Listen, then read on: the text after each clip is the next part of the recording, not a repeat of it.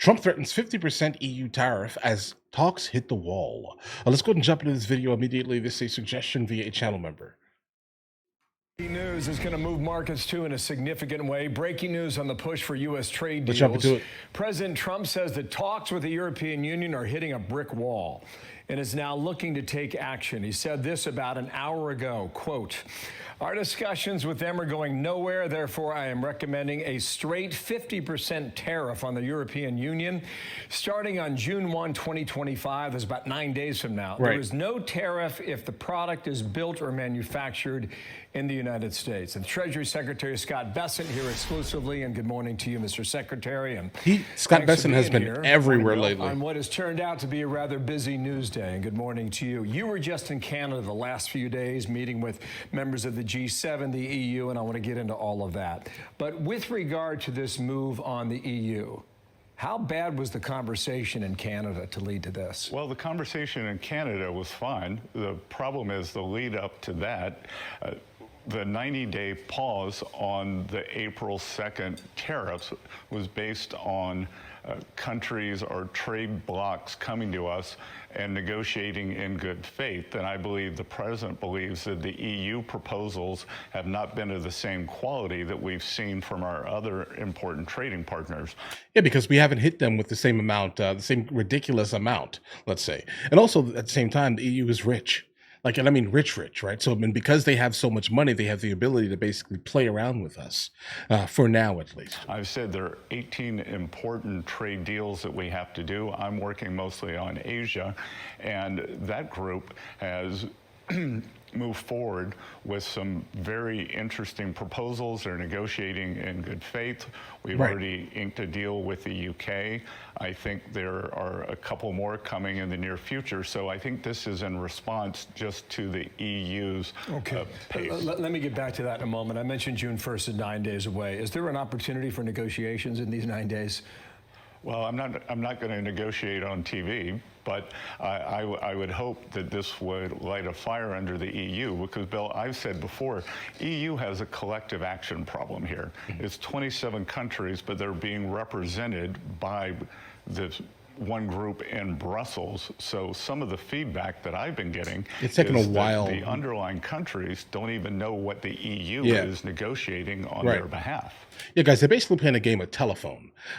So the European Union, not too far off, let's say, from the United States of America, as each one of these individual nation states, specifically in the European Union, has their own constitution.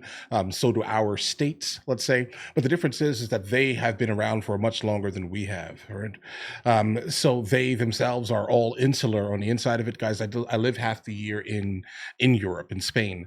And yes, Spain has nothing to do with Germany, if that makes any sense here, other than the fact that they basically are like in the European Union. So I can only imagine how trying to settle this absolute ridiculousness is taking forever. Why? Because everyone thinks that they are on their own, guys. That's generally it, unless there's some like debt or like massive thing that happens. That's the only time they actually care, let's say, about being considered as one unit, guys. But either way. On Apple, there is more news too on that, okay? Here we go. On Truth Social an hour ago, I've long informed Tim Cook of Apple that I expect their iPhones will be sold in the United States of America, will be manufactured and built in the U.S., not India or any place else. If that's not the case, a tariff of at least 25% must be paid by Apple to the United States. So we've got two tariff threats in about 10 minutes' time. I understand that Tim Cook was at the White House this week. Did that conversation not go well? Again, I wasn't in on that conversation. I also saw 10 this week. So, again, the president is trying to bring back precision manufacturing to the U.S. And, I think that one of our greatest vulnerabilities, are this external production, especially in semiconductors, and a large part of Apple's components are in semiconductors. So we would like to have Apple help us make the semiconductor supply chain more secure. What I found interesting in Saudi Arabia last week was that the president called out Tim Cook for not being there. Now, you know that high technology companies, it takes time to move those production facilities. What's realistic for Apple? Again, I don't know from company to company, so It's not very realistic, we'll have to guys. see. I do think that Apple started moving a big portion of their supply chain out of China during COVID, when China proved to be, an unreliable partner. Okay, so we'll see where that goes. Okay, guys, here's the thing. When it comes to like Apple, specifically the iPhone, we've already gotten quotes, let's say, of what the iPhone would cost if it was built in the United States of America. It's over $2,000, guys. Apple understands that. So what they're going to end up doing is just weighing their losses, guys. They're going to be like, listen, hold on, wait. We can keep our iPhones at the same price, and people are still going to basically buy them, right? And then just pay 25% on top of it, basically raising the price slightly higher, so they can still make them out of the country. Include the 25% tariff, and it will still be cheaper than what it would be if they were to build it here.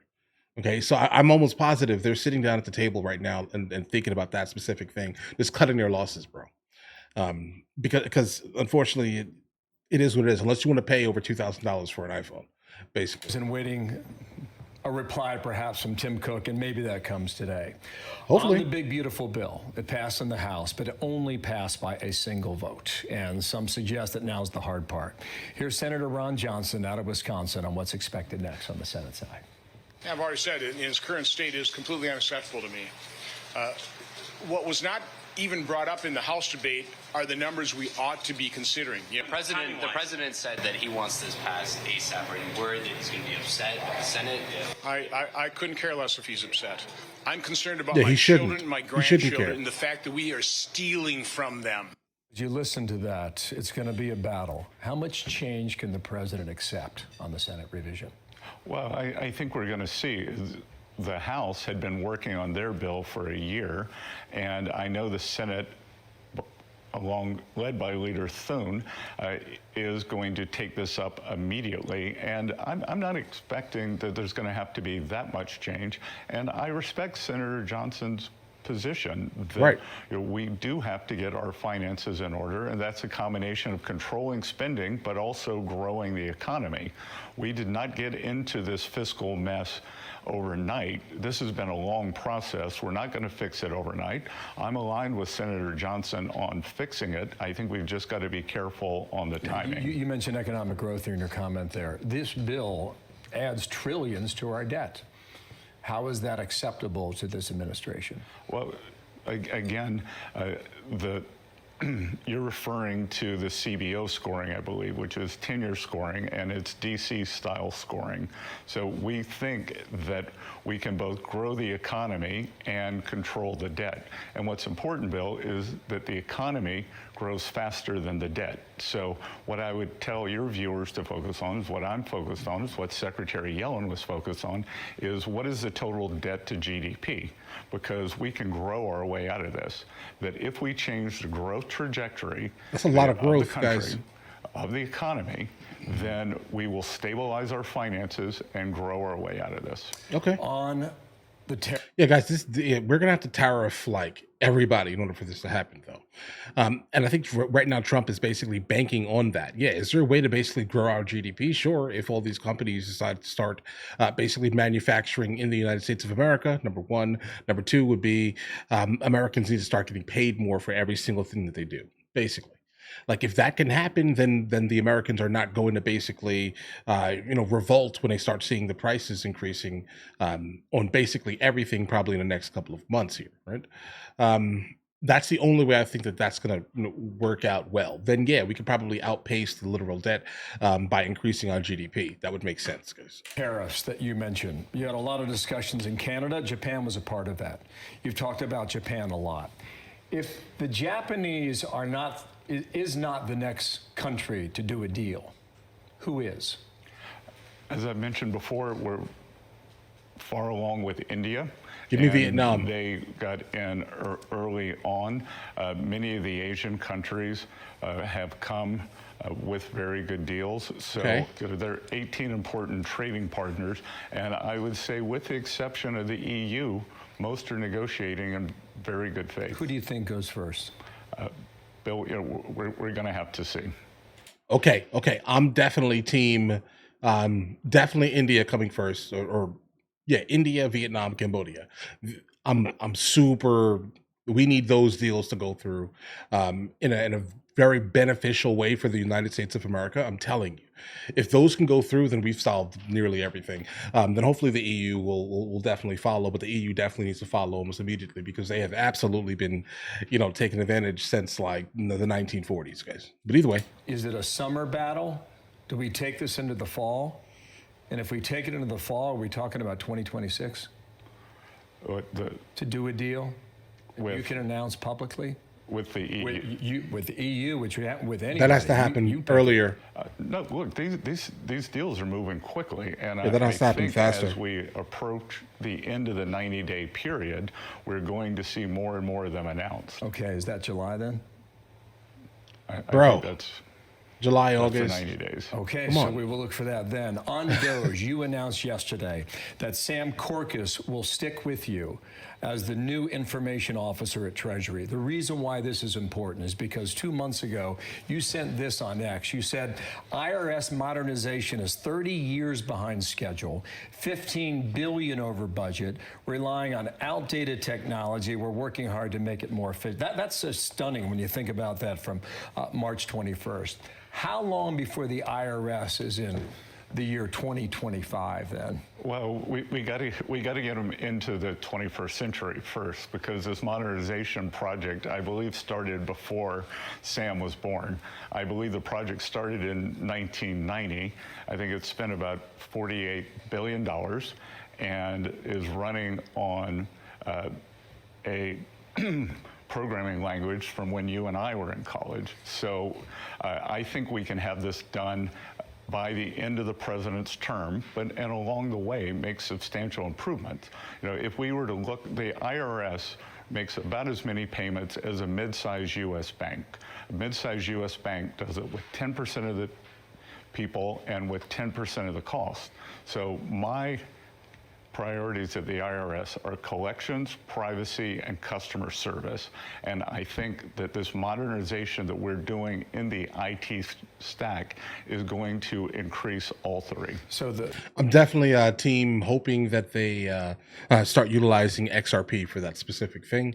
But let's continue. The point on that then would be, even though Doge is not in the headlines, Doge is not dead. Well, the point, Bill, is that this Doge effort is one of the most important efforts of my lifetime. And what I am committed to doing is not letting the bureaucracy slow it down too much. That Elon Musk is one of the premier, or probably the premier businessman of this generation. He launched this thing or launched this cost-cutting program. And if we go back to Senator Johnson, that we need to get the cost under control, but we need to get government efficiency under control. We need to make the government work better for the American people. And at Treasury, we are committed to doing that with the IRS. Okay, so we'll see where that goes. I got about 30 seconds left. The penny will cease production next year. You have said the dime is still profitable, which was a comment that really struck me. But the nickel is not. Would you phase out the nickel next? Bill, I think we can retool the nickel and change the composition of the alloys so that a nickel is worth a nickel, because the penny, I think, was costing us 3.6 cents to make, which even in Washington math isn't a good deal. I get it. Thank you for your time. Okay, guys, a penny. Okay. We kind of went off the rails here at the end here. I do definitely hope that there are a couple of countries that we really just have bad deals with. I do hope that they start coming to the table so we can kind of figure some things out.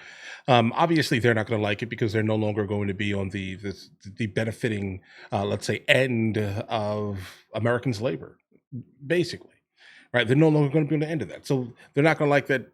But we definitely need to come to the table, and I'm definitely hoping that it's going to be Vietnam and Cambodia, so we can kind of stop the, let's say, the efforts that there are some people from China that are actually doing.